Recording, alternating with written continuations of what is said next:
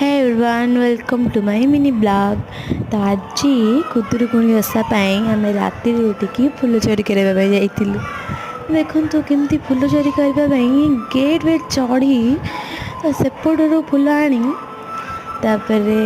Full नहीं आम गलु घर को ठाकुर पाखे बसी फुल गुंथा गुंथी आरंभ है। तो फुल गुंथा गुंथी सरला आम जीवु बालुका पाखक कहीं ग्रहण लगे ना से आज सका पूजा करूँ आम सब सका पूजा सारे पड़ो। तो ये आम दीदी बालुका पूजा कर